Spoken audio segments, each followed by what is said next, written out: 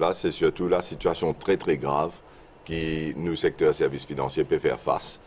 Et comment je te connais, me trouver dans un article qui est publié dans la presse aussi, que nous avons un risque énorme qui peut venir de trois sources. Un, principalement de l'Afrique, avec le problème du rapport du Eastern and Southern Anti-Money Laundering Group et SAMLAG, et Mopkozlo là, bien sûr. Et deuxième, de l'Inde aussi, en termes de problème de high risk jurisdiction et bank custodian banks en Inde qui capable de lister Maurice comme une high risk jurisdiction, de par ce qui est arrivé récemment. Et troisièmement, bien sûr, le problème de harmful tax practice, un problème qui vient depuis l'Europe, depuis l'OCDE. Et ça aussi, c'est un risque très grand pour nos secteurs qui besoin adresser dans un délai très très bref. Alors, on commence premièrement avec le problème actuel qui est rapporté dans la presse récemment, c'est le rapport de ESAMLAG. ESAMLAG, comment on dit, c'est un groupe, Eastern and Southern African Money Laundering Group, qui est une émanation de l'OCDE. Alors là-haut, oui, non, l'OCDE, qui met un règlement, qui fait que toute bonne juridiction qui est un centre financier international, vous êtes besoin compliant, vous êtes besoin suivre ce règlement-là. Et après, bien sûr, sous l'OCDE, il y a une émanation qui s'appelle le Financial Action Task Force, FATF. Et FATF lui fait une recommandation. Et tout bon pays qui a un centre financier international, les visas suivent les recommandations, les visas abident par les recommandations de la Financial Action Task Force, FATF. Et maintenant, sous le FATF, où il y a dans différentes régions dans le monde, et bien sûr dans la partie du monde que nous trouvons, l'entité qui vient vérifier, qui vient faire un assessment de est-ce qu'il une recommandation de la FATF peut suivre comment bizarre, c'est la ESAMLAG, the Eastern Southern Anti-Money Laundering Group, qui regroupe un pays de l'Afrique australe et bien sûr de l'Afrique de l'Est. Et Maurice, bien sûr, nous faisons partie dans cette partie du monde. Alors, je te fais ce qu'on appelle un Mutual Evaluation Report. La dernière fois, c'était dans les années 2008-2010. Et là, récemment, je commence le deuxième Mutual Evaluation pour Maurice, qui commençait par une desk review. Un desk review veut dire qu'il y a tout legal framework, il y a des documents et ou structures qui sont dans le pays, surtout dans la loi. Ça, c'était en octobre 2016. Mais après, il vient physiquement à Maurice pour venir faire ce qu'on appelle un on-site inspection. Et ce processus-là a commencé depuis juin 2017. Et bien sûr, à partir de juin 2017, il continuait dans l'année 2017 pour lui faire ce on-site inspection. Et SAMLAG, ce mon assesseur, il comprend bien sûr des membres des pays d'Afrique, mais aussi, parmi mon assesseur, un Jamaïcain qui sort dans l'autre partie du monde avec un autre système de global business qui opérait là-bas. Alors, quand il vient Maurice, avec ce mon assesseur, de SAMLAG, j'ai besoin de joindre le ministre des Services financiers, M. Sissanko, bien sûr, pour comprendre la structure, pour comprendre certaines questions, man queries, nos systèmes, comment ils opérer, nos systèmes global business. Et après, je tenais un processus de consultation avec les institutions à Maurice. Et après, bien sûr, j'ai besoin de gagner, d'après les findings, les explications, avant qu'ils fassent ce rapport. Là, ce qu'ils nous trouvaient, c'est qu'effectivement, une réponse qui nous donnait par le ministre de tutelle, il résulte d'une situation que finalement, il y a un rapport d'arming contre Maurice. Et ce rapport d'arming-là, je dis, ce qu'il peut dire qu'il y a un fait qui est erroné, premièrement. Deuxièmement, il peut dire que le ton, le langage qu'il utilisait dans ce rapport-là, il n'est pas correct du tout parce qu'il peut montrer que Maurice a une juridiction qui n'est pas correcte et qui peut faire des affaires qui ne sont pas bonnes. Et troisièmement, bien sûr, les pays viennent identifier certaines lacunes. Bon, bien sûr, dans tout système, il y a une lacune qui besoin d'être remédiée. Ça, peut-être, c'est justifié. Mais en ce qui concerne les faits erronés, et en ce qui concerne le ton, le langage qui a été utilisé pour démontrer que Maurice, c'est une juridiction qui, comme on me trouvait, comme on rapportait dans un groupe de presse, qui peut saigner l'Afrique, Africa bleeds, etc. C'est ce type de commentaires.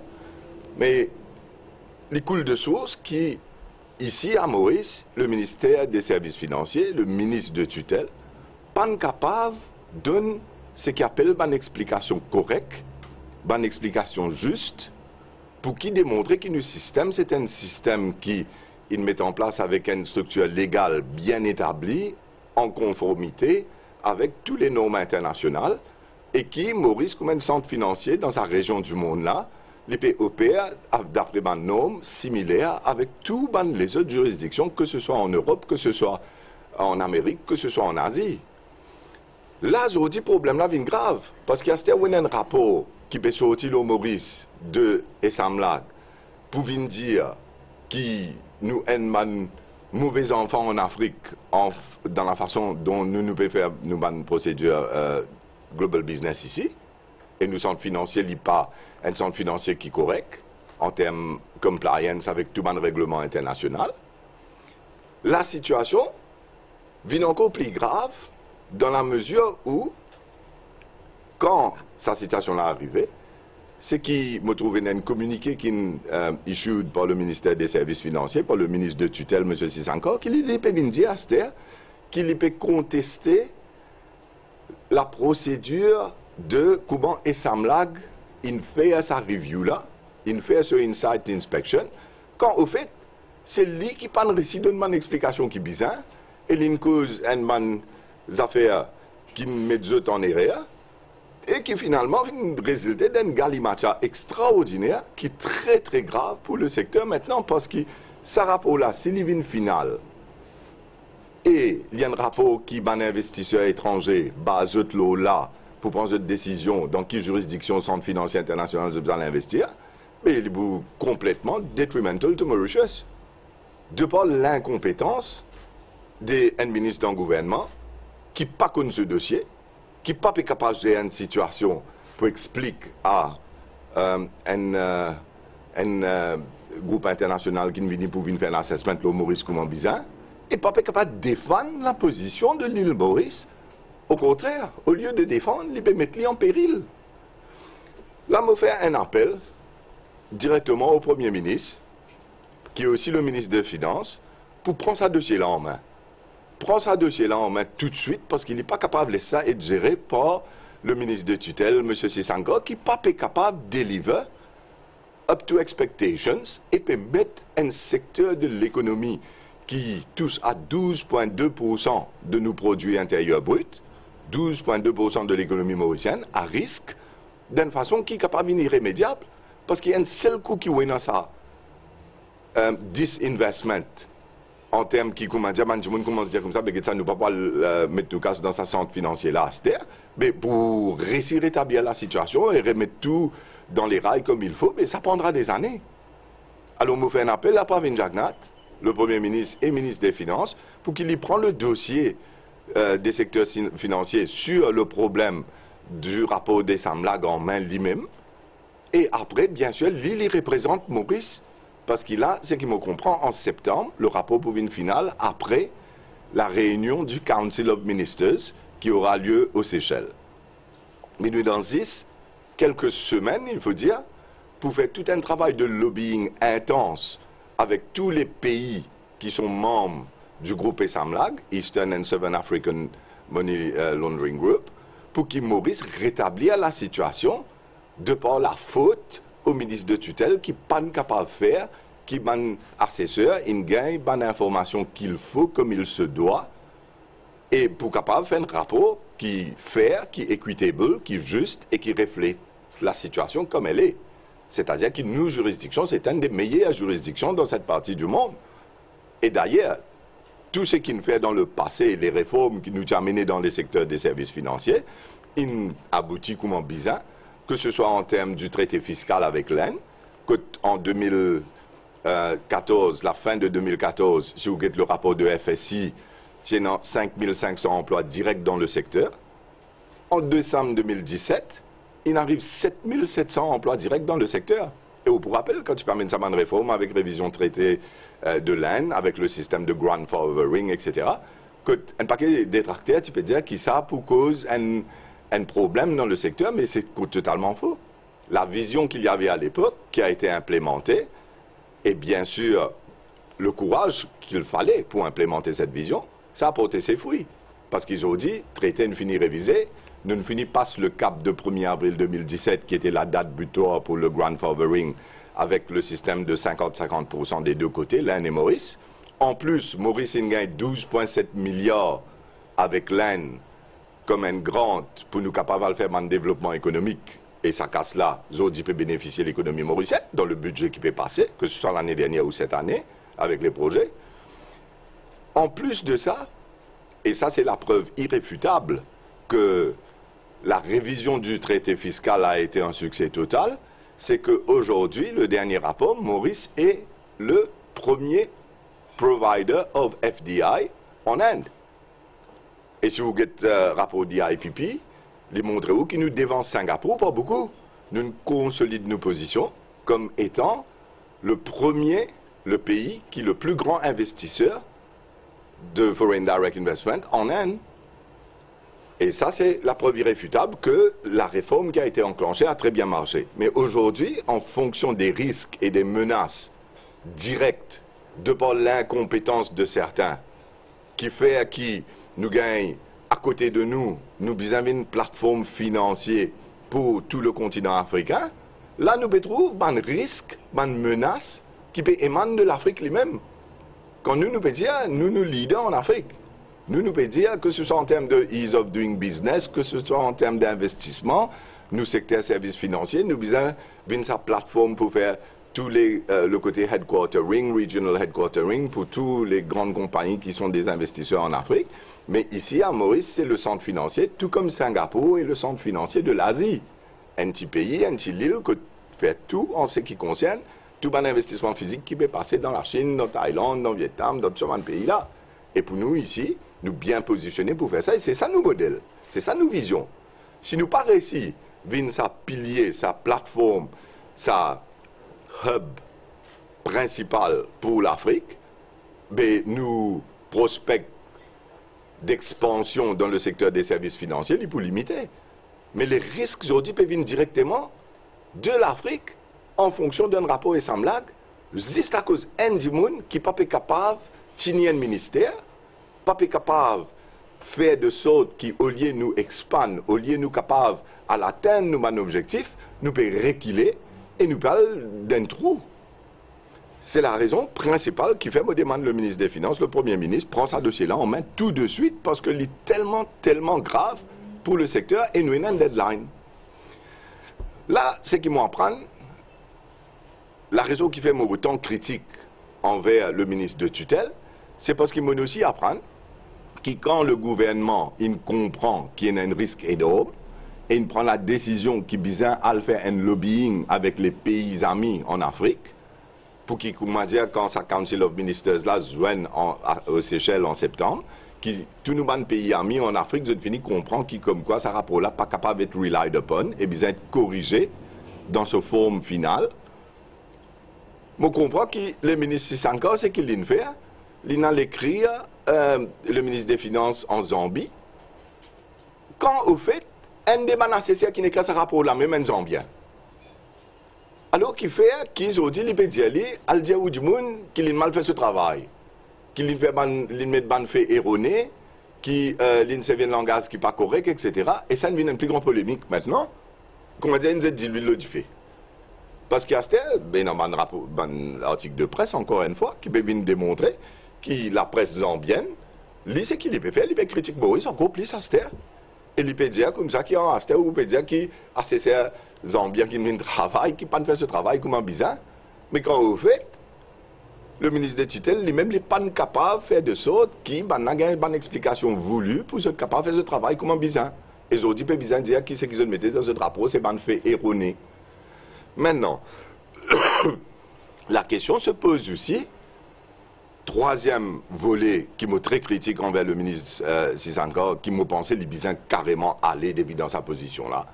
Et le Premier ministre besoin prendre une action drastique pour tirer Sissanka comme ministre des services financiers et mettre un monde qui est capable de handler cette situation-là. Et si payant ça, là, que ce soit le Premier ministre, lui-même le ministre des Finances qui prend le dossier en main et gère la situation parce qu'il vous paye 12,2% de l'économie pays.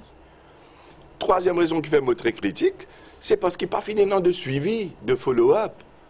Vous connaissez quand vous avez un communiqué qu'un ministre tire aujourd'hui pour lui venir comme ça, ah, vous connaissez, ça va dire que mal fait ce travail, ça va dire que il met un fait qui est erroné dans un rapport, qui n'est pas vrai, et puis dire qu'ils ne pas suivre procédure qui est bizarre en termes comment et ça me ce ban procédure a été pour faire un rapport, ça veut dire que critique de travail à cette. Et troisièmement, il peut venir comme ça qui ban institution, il donne toute bonne information qui bizarre, comment bizarre, etc. Mais comprends, quand ça va dire là fait un desk review, ça c'est la phase initiale. Là, je devine faire ce qu'on appelle un on-site inspection, 6 mois, 7 mois après, et c'est la raison qui faisait commencer ici en juin 2017. Après, tout au long de l'année, je tenais un processus de consultation pour gagner de l'information, pour gagner une explication, côté d'un doute, côté d'un query, qui est capable de nous une explication, un document approprié pour qu'ils éliminent ce doute-là. Et après, bien sûr, quand je finis de faire ce travail, ou bizarre, moi, c'est qui tout le temps motivé dans n'importe quel cas similaire, c'est Diman, ça groupe-là, qui ou besoin de nous une copie de ou findings pour qu'ils nous donnent un droit de réponse. Les coules de source, mais pas besoin d'une organisation internationale. Un journaliste connaît, comme on fait une interview, par exemple, dans la presse. Tout le temps, moi, vous dites journaliste là, comme ça, vous connaissez, quand on finit de faire ou draft, ou demande une copie, vous êtes un coup d'attention à quelque chose qui n'est pas correct là-dedans. Et là, nous sommes d'accord, nous avons un droit de réponse pour corriger. Mais dans ce cas, à ce niveau, rien n'a été fait pour s'assurer que les findings de ces assesseurs, après avoir eu des discussions avec le ministère des Services financiers, les institutions appropriées, qui se narcisaient dans une boardroom pour dire comme ça, bon, ok, vous pouvez trouver telles affaires, mais nous pas d'accord, là, c'est qui vous pouvez dire là, parce qu'il y a là nous montrer où qui la réalité c'est comme ça, les lois sont comme ça, les règlements à Maurice sont comme ça, et les procédures sont comme ça. Mais ce n'est pas le faire. Alors c'est un galimatia extraordinaire qui fait qu'ils ont dit qu'un rapport finit sorti, Astea peut le communiquer, Astea peut l'écrire zombie, Astea peut faire encore et rire. Mais c'est un amateurisme total. C'est une situation burlesque qui, pour un pays, un des plus grands piliers de l'économie mauricienne, qui peut jouer du fait avec un monde qui, out of his depth, complètement dans cette position qu'il peut occuper. Et quand on est dans une situation comme ça, ce chef, le chef du gouvernement, le Premier ministre, le ministre des Finances, doit assumer la responsabilité d'enlever le dossier de cette personne dans l'intérêt supérieur du pays et faire des sortes que sa situation-là remédiée d'ici septembre avec le Council of Ministers qui besoin de Seychelles. Et me redire, la situation c'est très grave, tout le bon travail qui a été effectué pendant des années dans ce secteur, les bovins à risque si nous avons une menace de l'Afrique, que l'Afrique même c'est nous c'est principal en termes de nous vivre une plateforme pour l'Afrique, tout le monde bien causé, bien explique la vision de l'île Maurice en termes de la stratégie africaine. Alors ça c'est le premier point très grave que Maurice peut faire face. Deuxième qui est aussi relié, c'est le problème qui peut se faire face en Inde.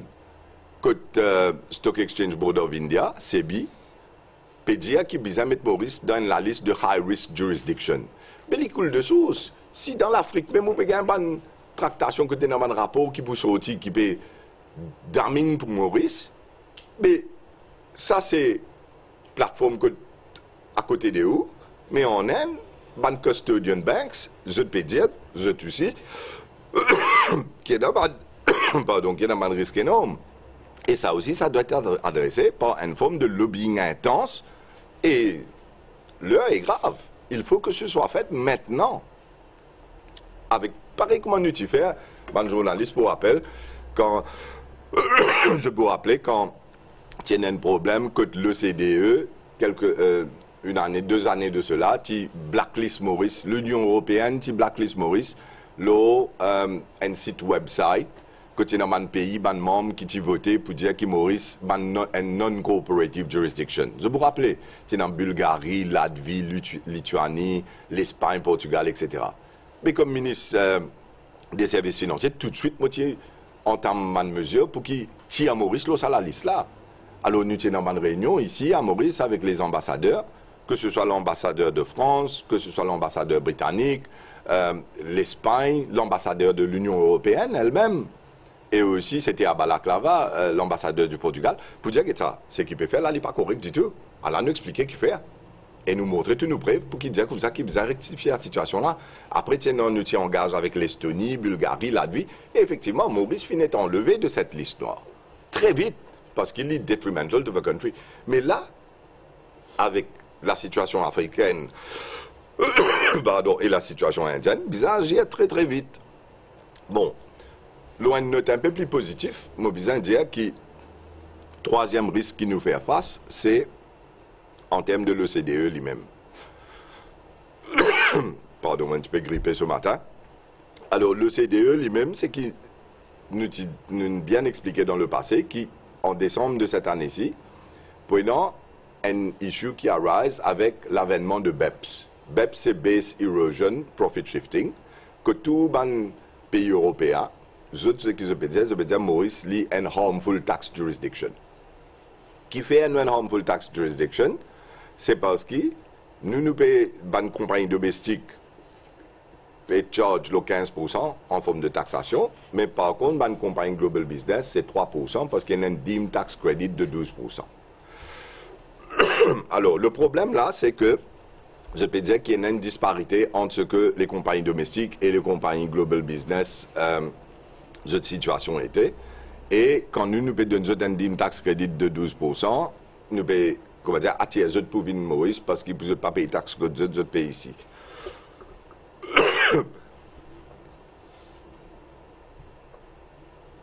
Alors, ce qui m'a trouvé, dans le budget, ce problème a été adressé. Ça a été adressé bien dans la mesure où India qui peut réviser cette situation-là pour mettre un système de partial exemption. Le système de partial exemption, c'est que l'exemption sera à 80%. Et toutes les compagnies seront taxées à 20%, que ce soit domestique ou global business, ce qui fait que 15% de 20%, ça devient 3%. Alors, tout le monde pareil. Pay no harmful tax. Ce problème a été très bien adressé dans le budget par le Premier ministre, le ministre des Finances, et aussi nous trouver qu'en termes de substance requirements, c'est-à-dire qu'ils nous tiennent une autre critique qui, comme quoi nous ban GBC2, GBL catégorie 2, tu peux perdre l'opacité, et ça opacité là maintenant peut diminuer, parce qu'il peut enlever GBC2. Et au fait, prendre une seule catégorie de Global Business Company à Maurice. Alors, ces deux mesures sont très positives dans la mesure où ils diminuent sa critère de harmful tax jurisdiction là. Mais les deux problèmes en ce qui concerne le rapport de ESAMLAD et le high risk jurisdiction en Inde, ce sont des problèmes qui doivent être adressés tout de suite. À ce stade, s'il y a une bonne question, moi, je préfère poser une bonne question et élaborer.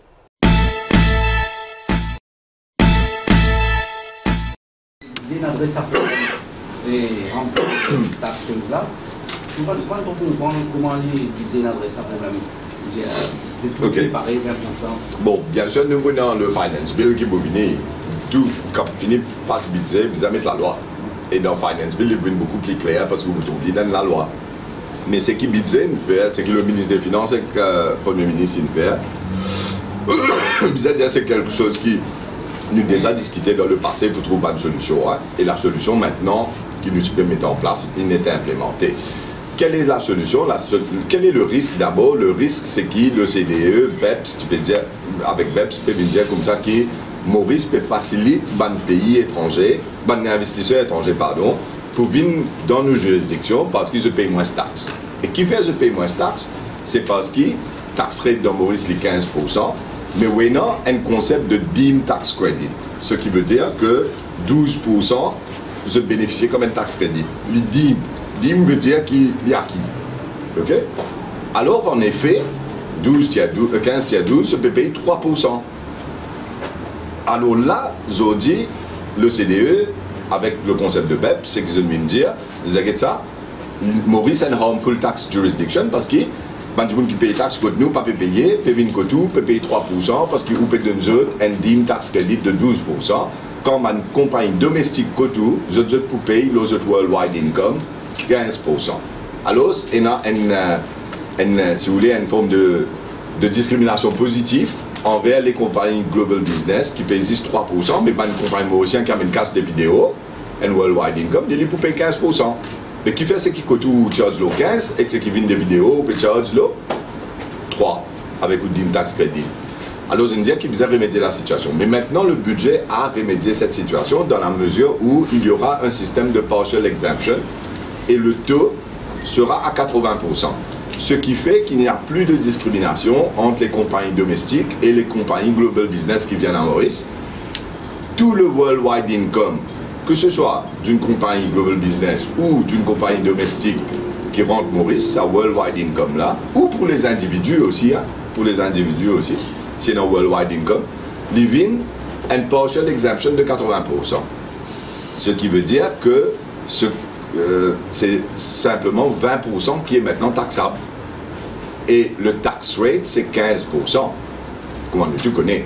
Si vous prenez 15% de 20%, ben, il revient là, les 3% qui nous fait causer, c'est dire qu'il n'est pas fini dans aucun changement, il peut pareil, mais sa discrimination positive, là, n'est plus existée.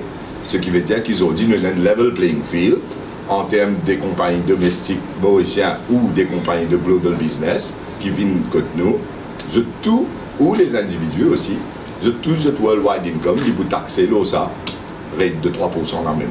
Alors, personne n'est pas capable de dire que Maurice aujourd'hui, c'est un harmful tax jurisdiction, parce qu'il n'y a plus de démarcation, il n'y a plus de différence entre une compagnie mauricienne qui permet une worldwide income Maurice, un individu aussi, ou une compagnie global business, tout le monde au même level playing field. Je ne sais pas si je tire réalise, mais dans le budget, ça a été adressé, c'est un point positif pour l'île Maurice, mais le risque, m'aurait dit, avec ce que le ministre encore et le ministère des Services financiers peut faire avec Essamlag, le risque vient d'Afrique maintenant. Le risque de l'Europe, de l'OCDE, Low Harmful Tax Jurisdiction inadressé, mais le risque qui est non de par l'incompétence de certains en fonction de ce qui se passe avec le rapport Essamlag, mais c'est très grave. Et aussi, il y a l'autre risque qui peut faire surface en Inde avec le High Risk Jurisdiction, qui veut dire que les custodian banks, notamment la banque comme Citibank par exemple, qui peut commencer faire une motion poussée pour qu'il Maurice entre dans la liste de high risk jurisdiction là, qui est inconcevable, inacceptable. Et il faut gérer la situation et gérer la situation très vite pour que ces deux risques ne se matérialisent pas. D'un côté, la solution c'est quoi? La solution c'est le Council des Ministers aux Seychelles en septembre, le rapport final doit être amendé et pour cela le ministre des Finances, le Premier ministre doit prendre cette responsabilité lui-même parce que le ministre de tutelle est un incompétent dans le dossier, malheureusement il faut le dire. Et de l'autre côté, il y a un intense lobbying qui doit être fait avec les autorités indiennes, SEBI, Stock Exchange Board of India et tout le reste, pour qu'ils soient capables de rassurer qu'ils ne Maurice pas rentrer dans la liste de high risk jurisdiction en Inde là. L'information, je crois qu'il y a beaucoup d'informations. Ce rapport-là qui fait des critiques envers Maurice, qui va réponse d'après nous, puisqu'il n'est pas le grand public, qui va réponse faire en Maurice? Est-ce qu'il va faire quantum global, sobre deux, et il y a quelque chose pour faire là-dedans? Non, on connaît, il n'est pas bien juste un cas individuel, ça, quand Essamlag fait son rapport. L'île au système, c'est sur le fonctionnement du système. Ce qui est lié au legal framework, lié au ban produit qui est offert comme une juridiction, lié à une procédure qui est applicable en fonction ou régulateur ou côté enforcement, la FIU, ce ban travail qui lit les affaires. Bien sûr, un aspect, c'est l'enquête qui fait aussi, mais c'est un des petits aspects en fonction de toute une série de critères. C'est pas, je connais, journaliste, je prends envie qu'on m'a dit, plus ça l'eau, un cas particulier, un fax, qu'on m'a dit, un tel case, telle affaire, telle affaire. Mais c'est pas ça, c'est une review de tout un système d'un pays. C'est ça qui est Essamlag fait. C'est une mutual evaluation report, un peer review, de part comment le système opérait, qui va la loi est en place, qui structure est en place, qui va l'institution mettre en place, comment ça va l'institution fonctionner, qui sont les réglementations qui est là, est-ce que ça va réglementation là peut suivre dans la mesure qui est bizarre. Il n'est pas pour venir investiguer un cas, il vient investiguer tout le système. Mais là, c'est qu'il est arrivé, m'opérer dire où il est capable de paraître banal, mais je prends le récit explique ça. Je prends le récit explique comment Maurice, comme planète, avec tout ce qu'il mettait au niveau international, de par des années, et comment nos systèmes, c'est un des systèmes plus forts, plus robustes qu'il y a, un des systèmes plus robustes qu'il y a non seulement dans cette partie du monde, mais même comparé avec tous les autres pays européens et tous les systèmes qui existaient dans les pays, que ce soit en Amérique, en Europe, en Asie ou bien en Afrique. Mais je ne suis pas capable d'expliquer, je ne suis pas capable de demander réponse. Ce qu'ils ont fait finalement, c'est qu'ils ont mis du monde là dans une situation que je n'ai pas de réponse, il reste comment dire, sans explication valable. Et à ce qui peut dire que il met fait erroné. Mais si il met fait erroné, mais c'est là qu'il demande fait là. Mais où est mon donné? À ce qui vous dire non, mais je ne mets pas fait erroné pas aux autres mêmes. Mais la question se pose qui où vous avez fait un suivi avec le dossier. Ou pas capable de dire, vous venez de nous, ou de nous, il y a un rapport, après vous rapport là, pas bon. Mais vous êtes quand même capable de suivre d'un step manner pour qui assurer, comment on donne là l'exemple d'un journaliste qui fait une interview, qui dit, vous vous dites, mais moi, qui peut publier avant qu'il publie. Mais au niveau international, c'est encore plus, un gouvernement, c'est encore plus, un ministre qui connaît qui sa secteur là, c'est encore plus, qui vous a fait ce suivi, ce follower. Et c'est ça la raison banale pourquoi aujourd'hui on se retrouve dans cette situation. Et ça là est une émanation de FATF. Absolument. Hein? Et FATF nous compliant, hein? Peut-être mieux que d'autres pays en termes de respect des normes, etc. Les principes. Moi, je vous explique ça paradoxe qui au niveau de Samlag nous paraissait entre guillemets et convaincre et au niveau de l'instance suprême nous mieux le titre. Ouais. Hein? Au fait, une observation très pertinente et vraie. C'est qui explique que le fait qu'il y a une autorité ici, je ne mal fait ce travail. Parce qu'il nous compliant avec les recommandations du FATF qui, et Samlag, c'est une émanation de FATF, Financial Action Task Force, qui lui-même est une émanation de l'OCDE. Au fait, OCDE, si la structure m'explique, OCDE là-haut, ou une Financial Action Task Force qui vient avec tout ce ban de recommandations, et après, tout ban de juridiction vient compliant avec les recommandations de la FATF. Mais qui c'est là qui a assis sa compliance là, ou a review sa compliance là, c'est un groupe qui le mettait dans différentes parties du monde. Dans nos parties du monde, c'est Eastern Southern African Money Laundering Group, et Samlag qui vient faire ça suivi là, et faire ça assessment là. Mais quand je viens faire ce travail, ce on-site inspection, les Africains présents, y compris le Jamaïcain qui était là, et aussi les autres Africains, le Zambien qui était là. Mais quand je me cause avec le ministre de Titel, il n'est pas capable d'assurer que Maurice peut donner une explication qui est bizarre, comment vous-même bien dire, nous compliant avec FATF, montrer nous compliance, pas de montrer ça. Et je dis que le rapport là, sorti d'Aming, peut dire, pas faire rapport là final, il y a un problème là-dedans, parce que ton langage qui ne servit pas bon, parce qu'il peut dire procédure à pas suivre, parce qu'il peut dire qu'il n'a pas fait erroné. Et comment nous arrivons dans cette situation-là? Qui est l'incompétent qui a laissé la situation évoluer pour qu'aujourd'hui on se trouve dans une situation de risque et de menace très, très grave pour le secteur des services financiers?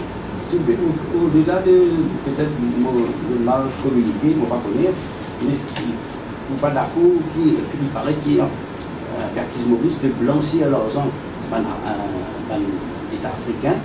Mais on peut même dire qu'il peut aider à dilapider l'argent dans le pauvre africain en Angola. Vous n'êtes pas d'accord avec ça? Moi, explique une affaire. Moi, je ne vais pas dire moi d'accord, moi pas d'accord. Moi, je ne vais pas lire le contenu du rapport. Je ne vais pas où on a une copie où on lit l'inet. Mais moi, je lis tout le rapport qui vient dans du rapport. Alors, moi, c'est que ce soit à Maurice ou international, et moi, contacter, moi, je vais contact au niveau international. Parce que quand je suis ministre de tutelle, je dis beaucoup de monde qui m'ont dit là. Même mon cas qui est dans le monde, par exemple, qui Maurice vous a fait un lobby très fort, comme le secrétaire du FATF, par exemple. Je connais M. David Lewis, M. Rick McDonald, etc., l'ex-secrétaire du FATF, etc., qui vous a fait un lobby pour dire comme ça, mais ça, nous compliant avec tout, mais pour un rapport, parce que tu peux dire ça. C'est où, précisément, comme ça, en termes de gouvernement en Afrique. Vous connaissez, comprenez ça fait bien. Et je vous dire ça dans une façon plus simple possible. Maurice nous en compétition avec l'Afrique aussi. On n'a pas oublié que, par exemple, quand vous êtes 5 à 10 ans de cela, tu es dans une manifestation au Kenya par une ONG qui peut dire que le centre financier de l'île Maurice, c'est un système qui peut venir affecter les autres, etc. Et finalement, on complaint, par exemple, des pays comme Mozambique qui disent qu'il y a une grande mine qui est exploitée côté nous, mais seulement le côté administratif se fait à Maurice, la taxe est payée à Maurice, et les autres ont un manque de revenus, etc., etc. Mais nous, dans un environnement global, compétitif, et tout ça, dans les pays africains là, c'est en compétition avec Maurice. Et tout le temps, nous dévancons ça, dans les pays africains là, que ce soit en termes de ease of doing business, en termes de nous rating, en termes de an investor-friendly jurisdiction, et tous nos chiffres. Et nous atteignons, nous pouvons atteindre pour venir à une high income économie. Mais là, pour eux, Maurice c'est un compétiteur. Ils ont dit, vous pouvez dire que Maurice blanc aussi, pays africains, etc. Mais moi, je me pose une question très simple. Parce que moi, un patriote, moi, je défends mon pays, moi, je défends l'île Maurice. Et moi, je pense que ce soit les membres du gouvernement, les membres de l'opposition ou les journalistes présents sont avant tout des Mauriciens, des patriotes qui doivent défendre l'île Maurice au lieu d'attaquer le pays. Alors, moi, je me pose une question. Pour être dans blanchiment d'argent, comment on va appeler mon camarade? Naren. Pour qui est dans blanchiment d'argent? Ou bien il y a un crime d'abord qui ne fait, ou d'accord moi? Parce que blanchiment d'argent, c'est proceeds of crime. Je parle strictement légal avec vous. Hein? Proceeds of crime veut dire qu'il y a une criminal activity qui finit dans lieu quelque part. Et sa criminal activity là, aujourd'hui, ce proceeds, l'argent qui découle de sa activité criminelle là, lui forme partie d'un processus de blanchiment d'argent. Ou d'accord, que dans le principe, c'est comme ça. Mais si ils ont dit, ou il y a un pays africain qui vient dire, qui Maurice peut blanchir la monnaie du gouvernement africain, mais le crime là continue d'arriver. Le crime là continue de faire. Les autres territoires, est-ce qu'ils ont, ça va un pays africain là, ils ont take tout task, ça va un crime qui finit dans les autres territoires, en termes de ce qu'ils ont, je peux dire, Maurice peut blanchir les autres l'argent. Alors, si par exemple, un monde vient dire comme ça, qui finit un problème en Angola, en Zambie, en Tanzanie, en Botswana, etc., qui l'argent qui découle de sa crime ou de sa financial crime là, l'inatterrit à Maurice en fonction qui Maurice aujourd'hui un pays qui peut sailler l'Afrique ou soit un pays qui peut faire des affaires qui ne sont pas correctes. Mais la question principale qui se pose, c'est qui on va dans le pays pour take tout task, ça va un criminel qui allegedly cocacasse et faire des affaires financières qui ne sont pas correctes, qui répréhensible ou bien contiennent la loi dans le pays. Est-ce qu'il finit qui can être poursuivi? Est-ce qu'il y a une action en justice? Est-ce qu'il y a un disponible condamné? Après, vous pouvez dire, nous mettons casse le Maurice, ça coupe. Mais vous pensez que nous, tous les patriotes, bizarre, premièrement, défendre nos positions en fonction. Laisse-moi finir. Après, vous avez l'occasion, pose plus de questions. Bon problème, moi. Et après, là, où bizarre, il y a qui ça m'a dit, pas de pays qui est un pays compétiteur envers Maurice, qui attaque Maurice, pour dire qu'il ne peut blanchir la monnaie, quand les armées ne prennent aucune action pour faire aucune criminal prosecution, que en fonction de gens qui même apparemment se reprochaient pour qu'ils nous détournent casse depuis dans ce pays. Les hommes, ça fait ça d'abord. Le blanchiment, c'est un crime. Le blanchiment d'argent, c'est un crime. Pas le vol et le blanchiment aussi. Non, vous ne pouvez pas comprendre moi. Donc si vous faites blanchiment, un crime, et il n'y a plus d'immoral. Non. Vous pouvez faire une erreur capitale. Laisse-moi dire où. Le blanchiment d'argent, il veut dire qu'il a l'argent sale, d'accord? Pour qu'il ait l'argent là, sale, il faut définir une activité qui ne fait une sale, d'accord? Et cette activité qui ne fait une sale là, dans un contexte offshore, dans un contexte, comment nous pouvons causer là, et dans différents types de blanchiment d'argent, hein, je vais expliquer. Et il y a des affaires qui appellent un stand-alone offense, et il y a des affaires qui appellent une predicate offense, et sa predicate offense là qui fait une deuxième offense. Ça veut dire que vous avez, par exemple, si nous parlons dans le cas normal, trafic de drogue, prostitution, etc. C'est l'offense principale. Et ça s'appelle predicate offense. Et il est là, quand l'argent sorti de cette activité-là, il y a une deuxième offense qui appelle l'argent être blanchi, c'est-à-dire vous prenez l'argent ça, vous faites une probe. Right? Ici, on comprend bien qui peut arriver là. Ici, c'est que vous pouvez dire qu'il y a normal, soi-disant, on peut dire, entre guillemets, activité criminelle qui ne prend place, qui ne tenait lieu dans d'autres juridictions, pour lesquelles l'argent est sorti depuis dans sa jurisdiction-là, et il vient atterrir dans Maurice, et tout le monde peut venir dire comme ça, on connaît que Maurice c'est un centre de blanchiment. Mais moi, je me pose la question, si on dit, et dans un pays africain, qui peut venir dire que Maurice peut sailler l'Afrique, et qui est dans l'argent qui ne sorti que d'autres, qui ne détourne, qui ne vient dans Maurice, Mais c'est à eux, d'après la loi, dans d'autres pays, avec d'autres systèmes judiciaires, de venir prouver qu'il y a eu un détournement pour lequel l'argent qui découle de cette activité est devenu sale. Et le fait que c'est sale, ça atterrit dans notre juridiction. Et là aussi, vous pouvez expliquer que nos juridictions faillir dans ce tâche pour capable identifier ça l'argent là comme étant l'argent sale pour lequel parti bizarre accepter lui. Moi pas quoi, moi explique ça plus clair que ça. Mais le fait que quand on peut dire blanchiment is a stand-alone offense, m'explique blanchiment est stand-alone offense dans le sens qui moi prends par exemple c'est pas un money exchange dealer. Thomas Cook ou mon premier prend un nom mais moi pas dire du monde faire ça, moi je peux prendre l'exemple du monde comprend qui me dire. Money exchange dealer, ça veut dire un monde il peut vendre un paquet la drogue dans Maurice ou bien il peut faire un paquet dans l'activité criminelle. Mais c'est moi, chaque semaine, il parle du monde à le sens de l'argent en foreign currency. Mais il y a de choses qui sont money changer, exchange dealer, etc. Il y a un devoir, pour lui assurer qui comme quoi, quand ça casse la sortie, pour qu'il convertit en devise étrangère, par exemple. Mais il y a une bonne procédure qui les suivent. À cause de ça, il y a des affaires qui appellent suspicious transaction reports, etc. Pour la banque, c'est la même chose. Alors, si par exemple, il peut, comment dire, défier tout ça dans la loi là, il peut défier tout la procédure, et il n'a pas de sens, il brique à braque, mais il est capable de mettre une case money laundering, un stand-alone offense, parce que là, je vais prendre un débat juridique avec vous. Vous voyez, quand on va dans la cour, il y a des affaires que vous êtes capable de prouver. Et il y a des affaires, quand vous pouvez stand-alone offense, il y a un test subjectif et un test objectif. Le test subjectif, c'est est-ce qu'il s'agit de monde qui blanchit la monnaie là? Il y a non knowledge, il y a non l'intention. He knew that this was dirty money, dirty tainted funds. Ou maintenant le test objectif, c'est whether he ought to have known. Whether he ought to have known. Et le test en droit, c'est would a reasonable person, à la place de cette personne, lit pour conclure que ça c'est un travail de blanchiment dans un pays déroulé. Mais elle comprend pas une juridiction. C'est différent. Nous avons une legal framework, nous avons une procédure, nous avons une institution, nous avons une la boule au Maurice à chaque fois. Mais on n'est pas capable de dire que nous pouvons blanchir la monnaie qui en Angola, on ne sait pas qui les autres pays, qui comme quoi ça. Angola, ils peuvent poursuivre ça, ils peuvent prevent to task. Ça c'est sûr. Et les là, parce qu'ils comprennent ça fait. Tout le monde est dans le même droit. Quand ça va là, on aller renverse la situation.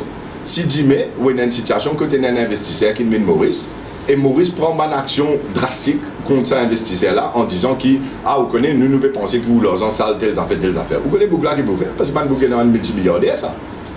Je peux prendre ce ban des lois, je dois le mettre case contre ban autorité mauricienne que ce soit la FSI, que ce soit le gouvernement State of Mauritius pour dire que vous mettez un ban de la loi ici. Après, vous venez basant sur des rapports de presse ou basant sur des informations qui n'ont pas été confirmées par une cour de justice, qui vous pouvez venir dire que ça pas bon, ça pas bon. Je donne la réponse à la radio beaucoup de fois. La question, c'était Anne-Lise qui m'avait fait la remarque, qui dans la loi de FSI, il y a une affaire qui s'appelle fit and proper person, quand je me dis. Mais la définition de fit and proper, est-ce que vous pouvez dire qu'il y était en fonction de comment FSI vous implique ça? FSI est une guideline, en termes de faire world check, ils fait tout ce genre de procédure, etc. Mais je dis quand vous avez une situation, vous reprend la situation où il y a un ex-premier ministre qui peut faire face à des caisses de justice. Elle nous a fait Kofo 220 millions, elle nous a fait Rose Noire. Alors moi, je me pose la question, est-ce qu'il y a une fit and proper person?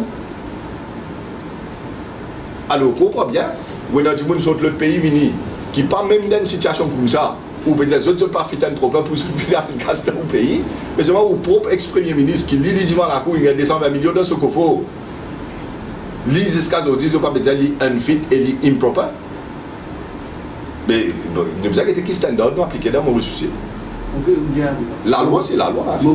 Et le basic principle of law, c'est tout le monde est présumé, c'est qui Ramoulam, présumé innocent until proven guilty ou until he has pleaded guilty. Ou bien Maurice, bon, si supposé, connaît qu'il est dans la salle, il ne va pas faire ce design, il va le connaître. Ok, mais on ne peut pas penser qui ça secteur finance là, tout le pays qui fait ça là, vous êtes un peu en fringe de la loi, il y a une high risk business qui est en série, il suffit de sortir de la loi qui se couper du tout, il n'y a pas un gouvernement qui va revoir, investir dans sa qualité business là, parce qu'il y a une business qui, après, tôt ou tard, mais oui, vous comprend comment le centre financier international marche. Parce que si vous comprenez comment toute juridiction opérait de par le monde, vous avez la loi qui mettait, et ça la loi là, c'est une réglementation qui vient suivre, et tout ça là, ils font partie d'un système de compliance. La banque, l'institution, le gouvernement, etc. Ce que vous pouvez dire, le high risk business en termes de ce que vous pouvez dire, c'est qu'il ne risque pas besoin de faire aucune forme de global business. Alors, au moment où on prend à contre-pays en vous disant ceci, ou comme M. Roman Abramovich, Roman Abramovich qui a acheté Chelsea Football Club dans l'Angleterre, vous nous attendez, il a acheté Chelsea Football Club. Mais il saute la Russie. Quand la Russie explosait, et finalement il prend casse, il amène dans l'Angleterre, il a acheté Chelsea, il a acheté un appartement, il a acheté tout ça. Mais si nous pour prendre un standard qui ou peut prendre Maurice là, mais vous pouvez ça pour investir dans l'Angleterre parce que vous ne connaissez pas ce cas sorti. Et la Russie est un pays qui est communiste, qui est éclaté, qui ont dit dans une situation côté dans du monde, qui a cassé depuis là-bas, il a investi de place. Je vais donner un deuxième exemple, plus clair. Quand vous avez réfléchi là, après là, vous avez étudié au propos. Monsieur Thaksin Shinawatra, qui est Premier ministre de Thaïlande. Il prend ce cas, il a acheté Manchester City Football Club dans l'Angleterre. Ok? Pour 200-300 millions de livres sterling. Après 2 ans, Manchester City est la 2e, 3e division. Il vend sa football club là, Manchester City Football Club avec un arabe du Qatar. Ok? Pour pas 2 fois, 3 fois le prix. Et il prend tout cas s'y aller. Mais si je suis ou logique, il y a un Premier ministre, un pays qui investit une somme massive en Angleterre, il a acheté un football club comme Manchester City, il tient dans la 3e division, finalement il va avec Arabe, il vient dans la 1e division, ça il gagne la Ligue tout à terre. Il a acheté un grand joueur, et tout ça là, d'après où le système vous peut expliquer là, c'est une forme de blanchiment d'argent, je ne comprends pas bien. Effectivement, l'Afrique est un pays pauvre, donc c'est illégal, est-ce qu'il est immoral? Et après, si Maurice, c'est quand même le business, ça porte sa qualité de business qui profite surtout. Qui j'en ai ou défendre? Moi, je défends Maurice, moi, je défends l'Afrique. White collar? Moi, je défends Maurice, moi. Moi, je suis là, moi, Mauricien, moi, patriote, moi, content de mon pays. Et moi, pas d'accord qui dit, moi, vient dire que mon pays est un centre de blanchiment d'argent, moi, pas d'accord du tout. Jusqu'à preuve qu'il y a du monde qui montrer moi qu'il y a la noir sur blanc qui dit comme ça. Si nous parlons de spéculation journalistique ou autrement, pour venir dire comme ça que Maurice est un centre de blanchiment international, les amis ne sont pas d'accord, parce que je suis là, moi, je suis là pour me défendre mon pays. Et je pense que j'ai juste raison pour me défendre mon pays, jusqu'à preuve contraire qu'il y a du monde qui vient montrer que Maurice est un centre qui veut blanchir la monnaie délibérément, etc. Comprenez les affaires. Pas parce que c'est un gouvernement, pas parce que c'est un gouvernement, pas parce que c'est une série de gouvernements qui mettent l'industrie, une structure en place pour qu'il y ait un pilier de nous l'économie, qui bandent l'emploi dans Maurice dépend de là. Nous bandent des enfants qui disent mais peuvent faire l'étude, peuvent faire apprendre gestion, apprendre avocat, apprendre finance, apprendre comptabilité, payer un travail dans le secteur. Nous développons bon finalement, et ben une centre financier, les Indiens qui disposaient d'une fonte informatique. Aujourd'hui, ils représentent 12% de l'économie. Nous mettons la loi, nous complions avec tout les normes internationales. Nous avons une institution en place qui peut faire ce travail comme un bizarre. Gouvernement, les gouvernements viennent, nous nommer des institutions, il y a les venir, mais le système il continue pour le pays, pour le bien-être de tous les Mauriciens. Parce que si vous venez attaquer ce système-là en disant que le système-là mal propre, le système-là mal le système-là pas de bien faire, le système-là comment on peut dire, est-ce qu'il est high risk, Maurice pas de faire rentrer dans sa qualité de business-là, etc. Mais avec tous les respects qu'il me doit, je pense que c'est une évaluation très très primaire d'une situation, un pilier de l'économie qui est correct, qui peut faire. Quand nous révisons traité avec l'Inde, c'est justement pour qu'il paye notre tripping. C'est justement pour qu'il qui mal servi le système. Maurice pas de blâmer, nous amener un substance-based système qui nous met en place d'ailleurs. Et pas peut-être tout ce qui touche à casse, les malpropres. On comprend bien ce que je peux dire où là. Ou un multinational, un conglomérat qui servent une juridiction, un centre financier international pour qu'ils fassent cet investissement, bien sûr, pour qu'ils soient capables beaucoup plus efficients en termes de gestion de la taxe, gestion administrative et tout le reste. Pas veut dire que quand on peut faire un système offshore dans un pays, un système centre financier international, c'est un centre de blanchiment d'argent, ça vous connaissez, c'est comment dire, nous vivons pas là, là. C'est pas palable ça. La réalité c'est autre chose. Nous pour Singapour. Vous allez à Singapour? Non. Mais un jour, vous allez ce centre financier international parce que ce qu'il fait, c'est un modèle pour l'Asie. C'est un modèle pour l'Asie qui fonctionne extrêmement bien et qui fait une plaque tournante pour toute l'Asie. Moi, tout le temps, je me dis qu'il y a un corridor financier entre Singapour et Maurice parce qu'on est dans toute l'Asie d'un côté, on est dans tout le continent nord-africain de ce côté, et on est dans une transaction qui fait, je résume, flow of funds, flow of goods, flow of people from Asia to Africa. Et si on est dans deux plateformes, là, Singapour qui la plaque tournante pour l'Asie et Maurice, la plaque tournante pour l'Afrique, et on a un corridor en termes de flow of goods, flow of people, flow of funds entre Singapour qui veut doorway to Asia et Maurice qui veut doorway to Africa, mais on expand l'économie grandement. Nécessairement, quand on veut cause flow of goods, on veut cause ban bateau, ban marchandises qui peut sortir l'Asie, qui peut rentrer en Afrique, parce que le marché africain c'est très grand. Et c'est là que tu causes la vision de la stratégie en termes de 30 000 bateaux qui passent à travers Maurice, qui a le Dar es Salaam, qui a le Maputo, qui a le Durban, mais qui pas arrêtent le Maurice. Et nous avons tout un service qui nous est capable de provide en termes de bunkering activity, en termes de freeport, en termes de warehousing, pour qui est capable de servir Maurice, parce qu'il nous a ça, la route entre l'Asie et quelque chose là. Flow of funds, c'est la même chose, c'est le centre financier. Singapour est un centre financier, Maurice est un centre financier, où il y a une agreement avec, entre les deux pays qui crée sa financial corridor là. Et pareil, flow of people, c'est là que tu causes en termes de air corridor, qui est bien capable d'avoir beaucoup plus de monde qui voyage, que ce soit pour le tourisme, que ce soit pour le côté business, centre financier, etc.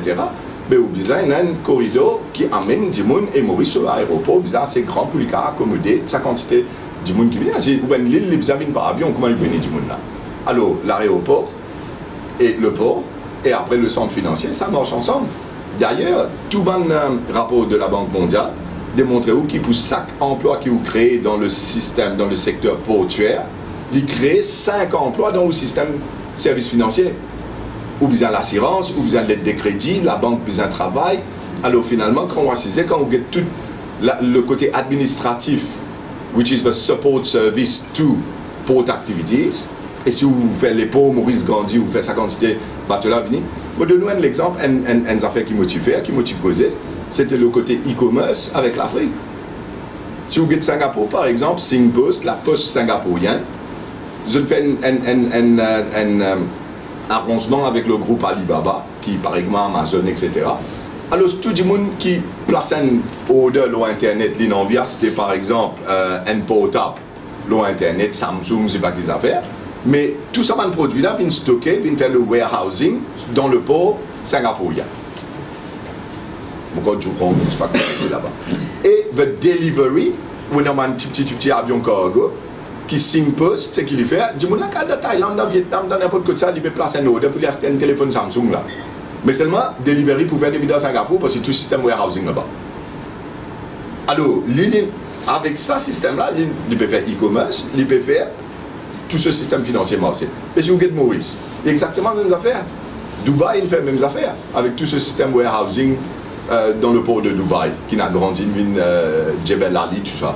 Mais Maurice, si tu fais développer les ports et vous mettez un système que nous capables prendre contrôle de tout le e-commerce qui se fait en Afrique, dans toute cette. Parce que nous, comme pays, dans l'Afrique australe, Tanzanie, Mozambique, Botswana,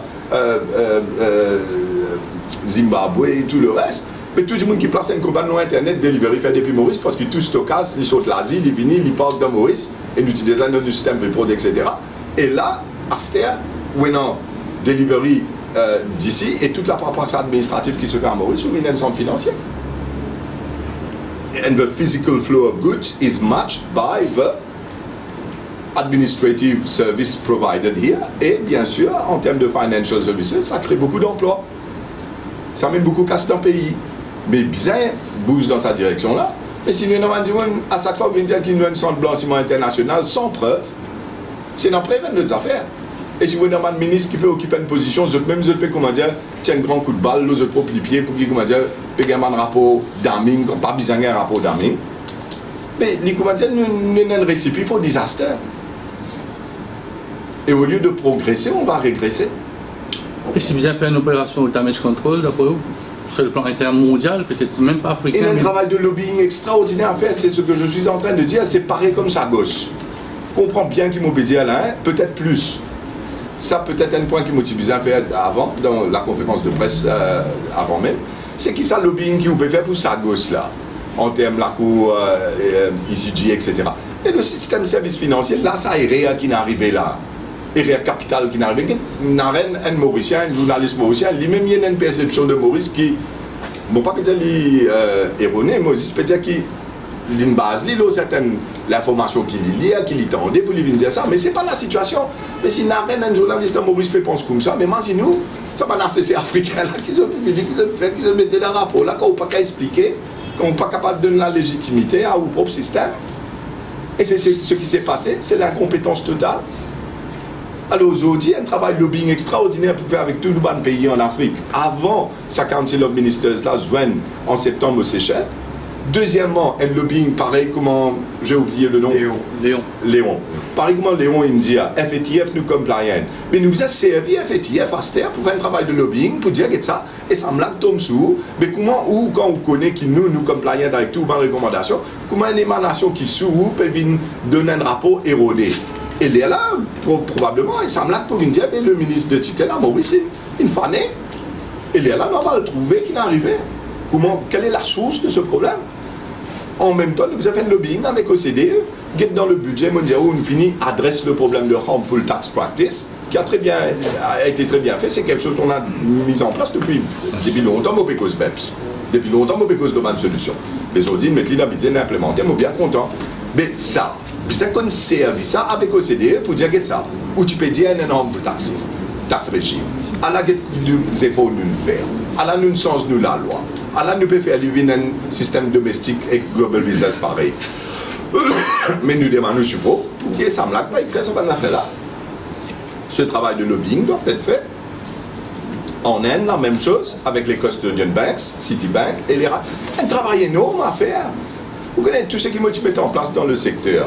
Je ne peux pas dire qui, comment dire, tout ce qui, moi, me dit, bon, et ce qui s'amène ça. Tu l'as peut-être pas bon, mais moi, les autres juger, parce que nous soulevons le problème d'ETA avec l'Inde. Nous soulevons le problème d'ETA avec Sud-Afrique sur le problème de dual residency, qui 4 ans pas encore soulevé.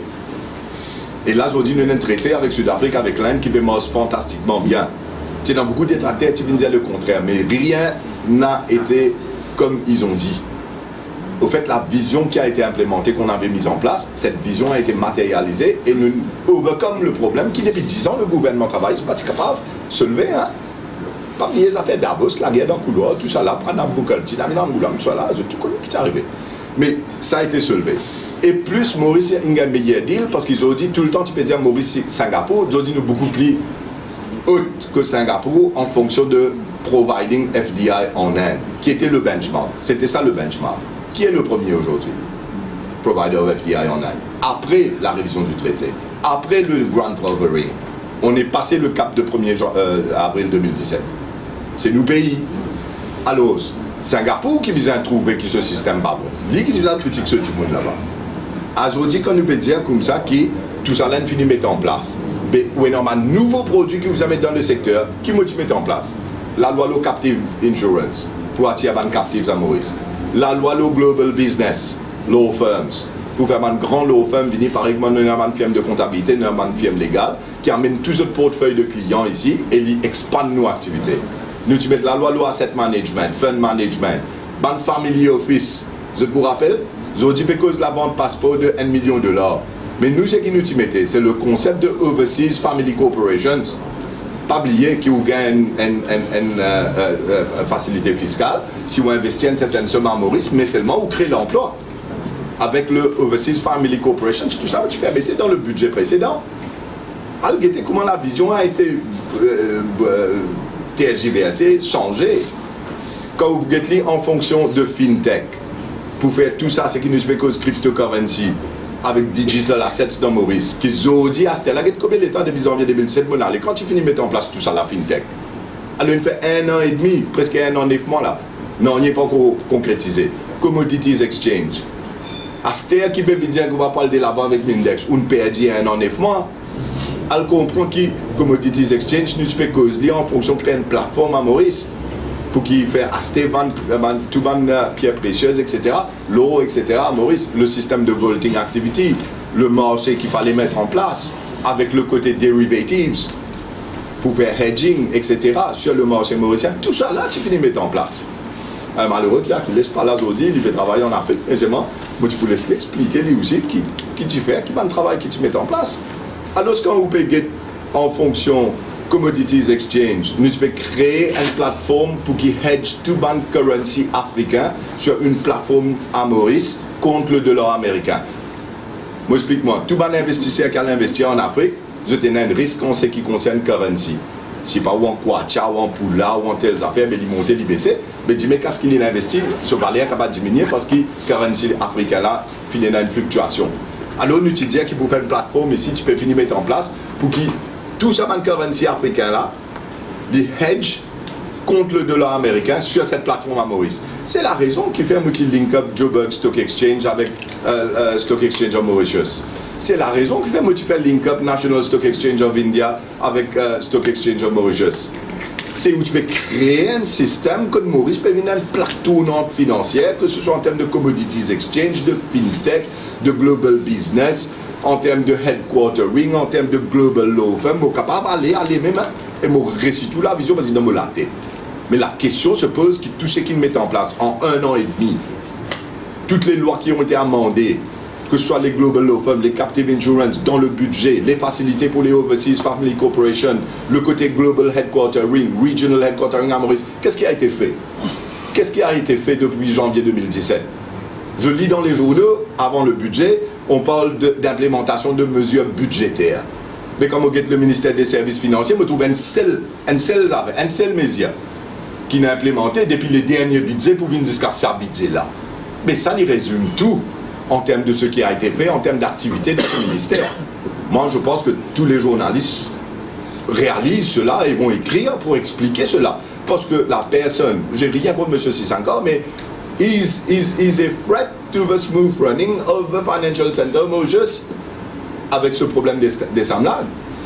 Au lieu de faire monter, de faire expand, de faire propel Mauritius forward, ce qu'on est en train de faire, c'est créer des risques, créer des menaces et ils ont dit dans une situation que le système-là collapse. Mais si vous comptez au pays, vous ne pouvez pas en colère. Bien sûr, vous ne pouvez pas en colère à l'eau. Mais on fait un appel à Pravin Jagda pour qu'il prenne le dossier en main et qu'il est capable de gérer ça. Parce qu'il y a un officier beaucoup plus capable, vous pensez, pour capable d'identifier les solutions. Mais on peut dire déjà, les solutions, c'est ça, intense lobbying qu'il faut commencer à faire. Bizarre, lever, aller, joindre ça, pareil, comment nous tu fais quand l'Union Européenne dit, mettre Maurice sur une blacklist et nous tu fais Thierry dans l'espace de temps très bref. Bizarre, faire ça pareil. Deuxième chose, moi, je pensais, par une diagnostic, bizarre, tiens, si c'est encore depuis là-bas, et mettre un qui est capable de handler ce ministère-là, ou soit il prend le ministère des Services Financiers là, il remet sous le ministère des Finances. Pour lui gérer le dossier lui-même, pour lui gérer le ministère lui-même, parce qu'il est trop important. Un premier ministre, bizarre agir quand on a un ministre qui ne fautait comme ça. Il coule de source. D'autres questions? Ok. Merci.